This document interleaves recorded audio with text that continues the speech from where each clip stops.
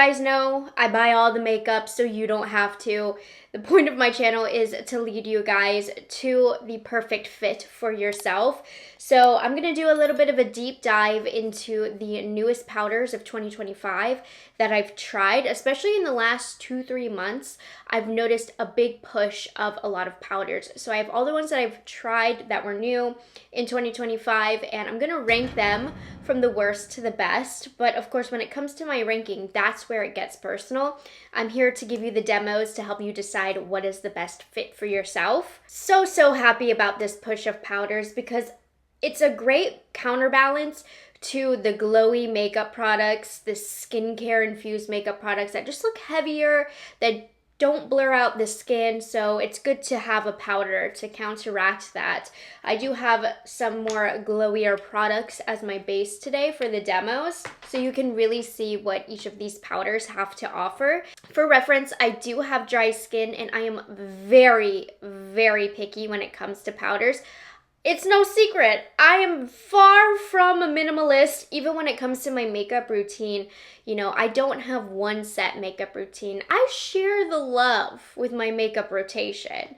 I really get in there, try different things every day, except for powders. Powders and eyebrows. Those are the two categories that if I don't love it, I don't want to use you. So we actually have a couple powders that have made their way in the rotation of powders, and a lot of them have not. So let's go ahead and get into it. Starting off at, how many do I have? 1, 2, 3, 4, 5, 6, 7, 8, 9, 10. Perfect. Starting off at number 10, the worst powder that I've tried this year so far is unfortunately one of the most affordable. It's from Essence, and it's not terrible, I can use it, but it's far from being in the rotation. This is the Flawless Skin Trio Loose Setting Powder. It's supposed to be blurring, brightening, and smoothing. The packaging here is also quite interesting. So I actually wish more brands did this, but this is split into 3 different colors. Took some notes from Givenchy here. So there's like a purple, peach, and pinky shade, but I love how there is this liftable guard here with the little triangle so you can see, so that way you can customize what color you want to come out, or you can do what we're gonna do today and just mix them all. So I have the shade 10. I want to get you nice and close for these demos. The real question is, am I going to rub my skin raw for today's video? Because with the powder, I have to take off my base for every demo. Okay, for loose powders, I am going to use a powder puff to apply because I find that's the most effective way for setting the face. So we have the product. The color's okay. I do need to push it in a little bit. Obviously, that's a personal experience based on your skin type. Now, what I find with this powder is that it really sticks to peach fuzz on the face. Every time I use this, I feel the powder is sitting on top of the skin as opposed to being pushed into the skin. And upon first application, like, it's not that bad. I see the blurring, I see the brightening, but then I always feel by the time I'm done with my makeup, it desperately needs a setting spray, some type of moisture to push the product into the skin. It's just not very good, honestly. I don't love it. I have really high expectations when it comes to powders, and if it doesn't meet what I need it to, I don't want it. Now, like I said, it looks good, but where this suffers is as it sits on the skin for a while, it looks dry. It starts to look like it's sitting on top of the skin. It's not very creamy. I do have dry skin, so that is a huge factor behind these rankings, but it's just not very good. It's not the worst powder that I've ever tried. It's not a useless powder, but you can see the texture underneath my eyes here. I can see it literally sticking to my peach fuzz. So that is why it is sitting at number 10. Now, I have a mixture of pressed powders and loose powders. I prefer a loose powder for setting and then a pressed powder for touch-ups, for finishing, for brightening. So the next powder that I have at number 9 is a pressed powder. It's from Bare Minerals, and it's the Bare Pro Skin Perfecting powder foundation. So I was deciding how this would fit in, considering it does have some different purposes to it. But even as a powder foundation, I'm not a huge fan of this. So for them labeling it as a powder foundation, it's not very creamy. It's a little bit dry on the skin. It gives a lighter coverage, so you can see all of the freckles, anything going on underneath it will peek through, which might be something that you don't mind. I honestly don't mind it. I do feel as though it evens, but it really attaches itself to dry patches. So I do recommend, if you are to use this as a powder foundation, make sure you have a hydrating wet base underneath. It's okay for that. But since this is a powder video, I'm not going to review it too much in the way that I use it for powder foundation. We're going to talk about how it applies over top of foundation. So I'm just using the light shade Fair Neutral here. So I like to use this to brighten. However, it just sits dry on the skin. I mean, overall, how I feel about this powder, I don't love it as a powder foundation, nor do I really love it as a touch-up powder or a color powder to add a little bit of extra coverage or brightness, like you can see, because it just looks dry. It feels dry on the skin. It doesn't do any sort of blurring. It's just kind of there. So it's not an asset to my makeup routine. It's not bad. All of the powders that I have today here, they are not bad. They can be used, but you gotta be good to be put in my regular routine. And this one is just not, because I have powder foundations that I prefer over this. I have pressed powders that I prefer over this. I have finishing powders that I prefer over this. So while it's not bad, it does not stand out. So it's not of value to me and my routine. Coming in at number 8, we have the Krice Under Eye Brightener Setting Powder. Now, this was a response from their cream under eye brightener. So they came out with this, so they're supposed to pair really well. So this one's supposed to have an instant awake brightening effect. It's supposed to have a satin finish, blurring, long lasting. It is not long lasting. That's why I'm here. Like, here's the thing. It's fine. What shade do I have? I'll have all the shades linked down below. But this is light rose. So this is made specifically for the under eye, so you don't get a lot of product here. It's quite tiny, but it's also only $6. For comparison's sake, we're gonna put it all over the face, but mostly pay attention to how it works on the under eye, since that was the intention behind it. Now this shade does lighten and brighten, which is great. It's not one of those powders that darken. I hate when that happens. We have one that slightly does, but it's so blurring, I look past it. But anyways, I do love how this one actually does brighten the skin, but it doesn't necessarily smooth as much as some of my favorite powders, which is why it's ranking where it's ranking. It's a fine powder. I have no issues with it. It's just not a favorite. And I do feel like nowadays the technology with powders, they are getting better and better. Had I reviewed this like 5 years ago, I would have loved this, but there is a lot more competition now. It's just nothing special. It's a good powder. I enjoy it. It's teeny tiny. It doesn't differ too much from the big loose setting powders, but it's nice and lightweight. So I like this. If you're looking for a good affordable option, something that's going to brighten, I actually do recommend this. There's a specific purpose for this. I just don't love it, and that's that.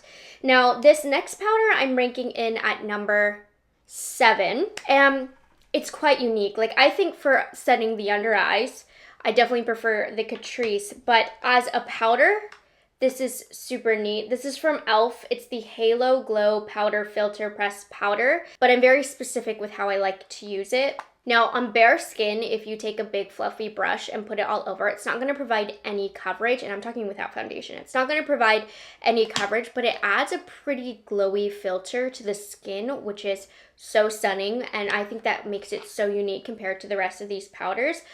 I will not go in and set the under eye with this because it has a glow, you guys. I don't know if you can see. It's really, really subtle. But I think the glow that this has is very unique. The biggest thing that I don't love about this is, while it does have this pretty glow, it does sit a little dry on this skin. So you need to be careful. Like, I don't know if you can see. It almost works as a highlighter, but it's really, really unique. So with more of a dense brush, this shade's quite light, so just ignore that. But with a dense brush, you can use it as a natural highlight. But how I like to use it is with a big fluffy brush, just lightly as a finishing powder. So I've already gone in with a nice blurring under eye powder, right?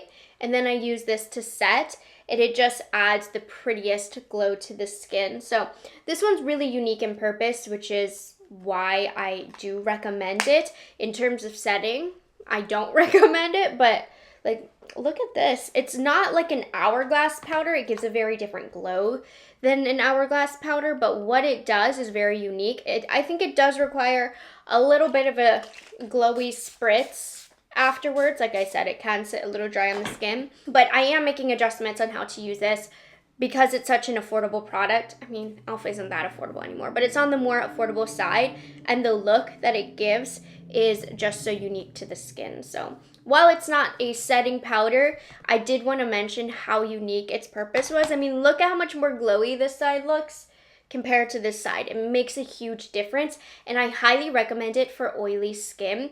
If you want that glowy look, but you don't want to look sweaty, this is a powder, so it's going to keep your natural oils at bay while also providing that glow. So oily skin, put this up a few notches for you, because I think it's even better for you than it is for me.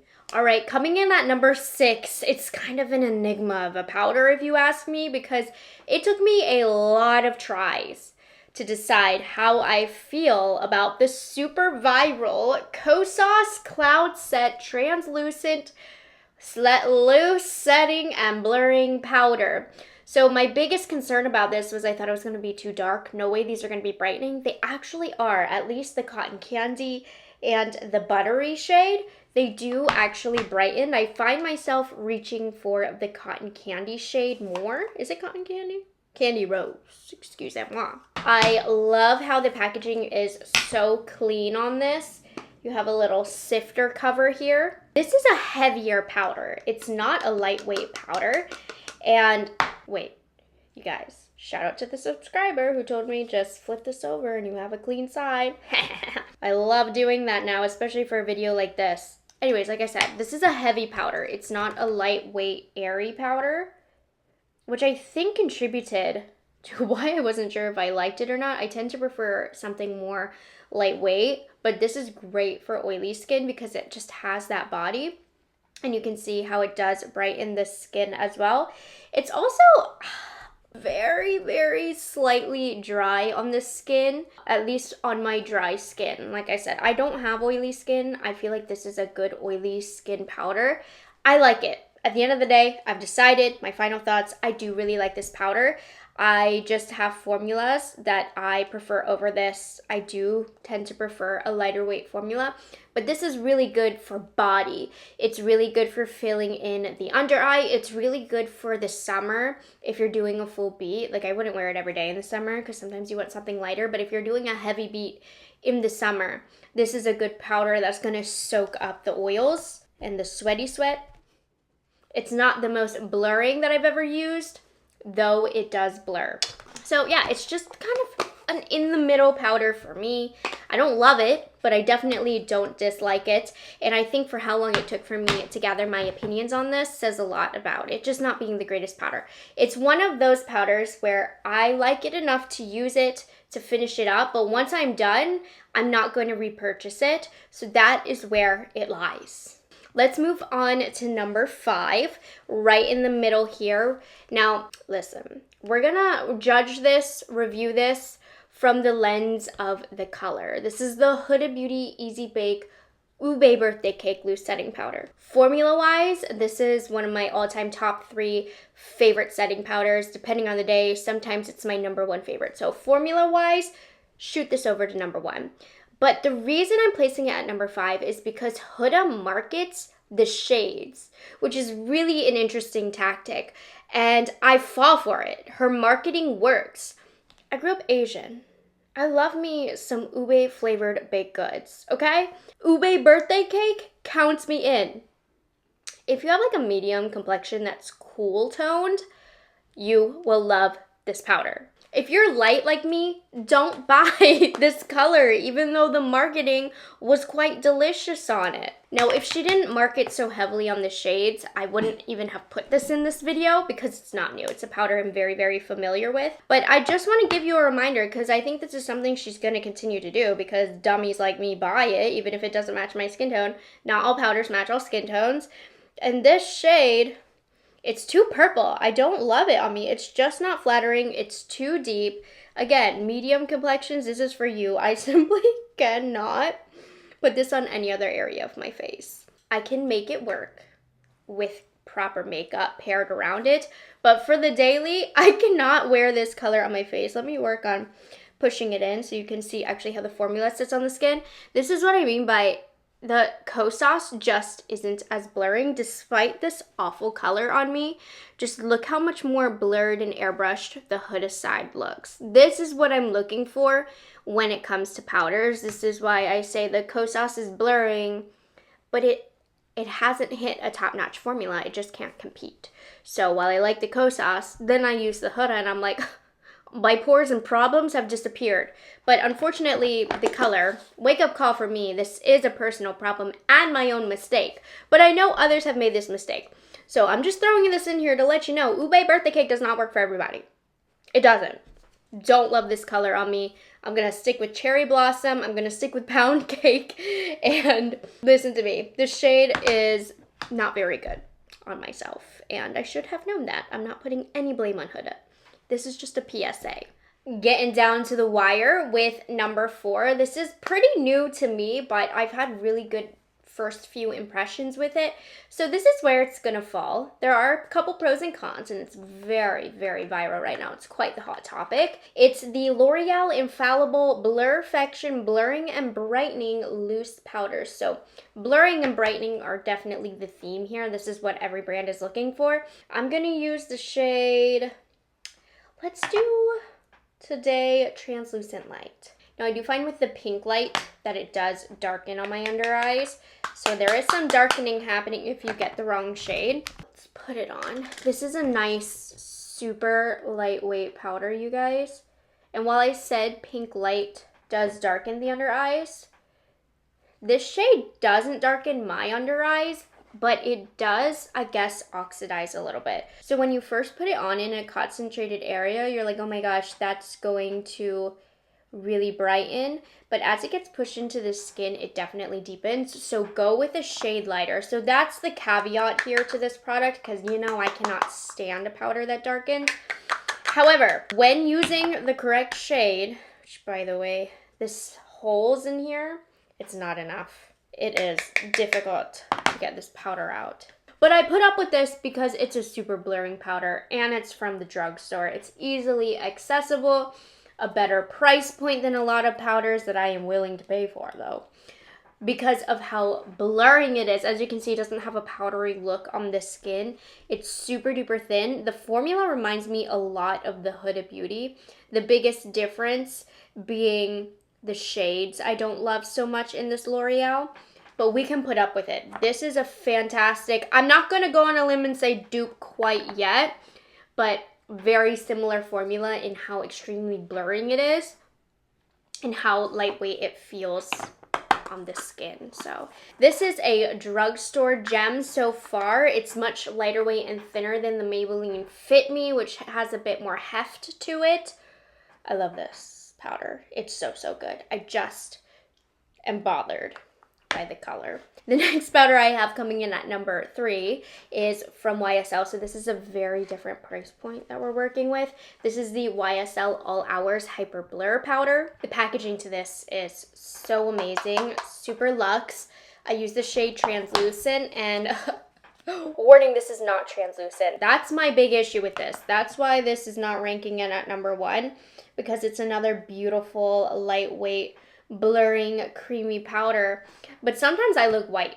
Like, I look quite ghostly with this powder. This translucent is very, very far from translucent. If you have a medium complexion, or even if you start at my skin tone, like, this is not translucent, you guys. So sometimes it makes me look a little sickly if I don't take the time to push and blend it in. So it's not the perfect powder. especially with a luxury price point, I tend to be a little bit more picky. I tend to be more of a tough critic when it comes to luxury because I shouldn't have to work to apply it, pretty much. I know what I'm looking for when it comes to luxury products, and ease of use is one of them. And this one, well, you know, it's not that difficult to work in the product. Did I put powder here? Why does it look like that? Did something weird happen?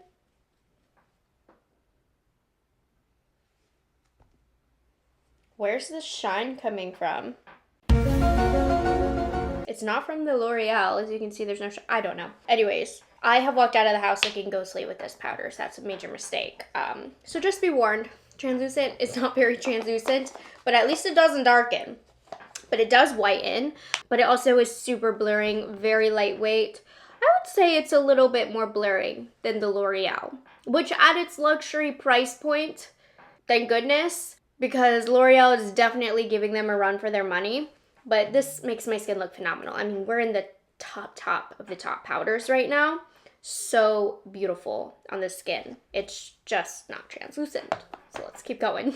Down to the wire here, guys. This is the makeup look that I'm wearing for today. So we're finishing off with the final two. It might look a little crusty in the demos here in the outer corners. It's because I've taken my makeup on and off too many times. My eyes are getting irritated. But anyways, coming in at number 2 is a pressed powder. And it's this guy that I've been talking about quite a lot recently because it's pretty new. It's the Givveni Prism Libra 4-color pressed powder. And yeah, I've been saying the tea behind it. It's a matte powder from Givveni. They had a loose powder that I loved, that everybody loved, not just me. And then they reformulated it and it was glittery. And I feel like this was their oopsie, we did wrong, so we're going to try and mask it with this. Luckily for them, this is an amazing pressed powder. Now, this is just a sheer pressed powder. It's not going to actually add color or anything. And it is not as good, if you ask me, as the loose powder. The loose powder is just so much more creamy. So I prefer the loose powder to set under the eyes. But this is amazing for like spot setting or setting throughout the day, retouching, and it's still amazing just for setting on its own. That's why it's ranking in at number 2, because it's such a beautiful, useful product. And while I do prefer a good blurring, loose under eye powder, this, I mean, it doesn't hurt the situation at all. It's just a beautiful powder. It's one of the best pressed powders I've ever used. Pressed powders in nature, they're just not as blurring, but take a look at this. This is pretty darn blurring, especially considering I'm using a brush to press this in. If you want to check out my original review, I did a side-by-side so you can see the exact differences between this and my favorite OG loose powder formulation. But I know for a fact this is so good. One of the best pressed powders I've ever used. One of my most recommended products that's actually new and out right now. And yeah, that's number 2. I've talked about it a lot, so I'm going to kind of scooch on by, but love it. But I think, and this is no surprise to me, but I think that my favorite powder coming in at number 1 is the About Face the Curtain Call Set and Smooth Loose Powder. I just love what they've done with their complexion line. I love their foundation so much, and I love this staying powder. I like the net. It's just so easy to collect powder on your puff. And it doesn't give too much powder, so it never is too heavy. This powder is very blurring, as you can see, and it's super light. You don't feel it. It's just like air, and it's everything that I love in a loose setting powder. It just made the pores right here completely disappear. I don't know how they do it, and not enough people are talking about this, in my opinion. Now, in terms of like how this compares to my all-time favorite formulas, it's definitely a step below the Huda Beauty formula, but it also isn't the Huda Beauty price point, and it's just really beautiful for what they've managed to do here. It is truly one of the most airy loose setting powders, making it fantastic for us gals with dry skin. Because, you know, I love the Huda. Obviously, it's one of the best, but it's even better for oily skin. This is a powder that, if you find the Huda Beauty to be a bit drying, I really recommend this powder. This is one of my favorite pickups. Now, I don't think it's super new, but I did just try it this year. I mean, look at this. You can see, and the Givenchy is quite blurring, but nothing like this beautiful About Face setting powder. So this has been my favorite, my most reliable of the new powders that I've tried this year. Lots of good options though, seriously. There we have it, the 10 most popular powders that I've tried this year that have launched in 2025 and my thoughts on them. Of course, we have my rankings, my own personal thoughts, but of course, don't just go by the rankings, go by my explanations and what your needs are. And I hope this video was helpful in leading you to your next perfect powder. I love doing roundups of all of the new products that have launched. So if you are curious about any new products and need a quick review, my channel is the place to go. Make sure you guys subscribe to me for more. These roundup videos are super satisfying to give you guys my final thoughts. So I'm so happy that I could round up these powders for you because the powder market was lacking and it's really picked up. So I hope you guys enjoyed this video and found it helpful. Make sure you like this video so that I know that you enjoyed it, and I will see you guys in the next one. Bye guys, have a good one. It's delicious.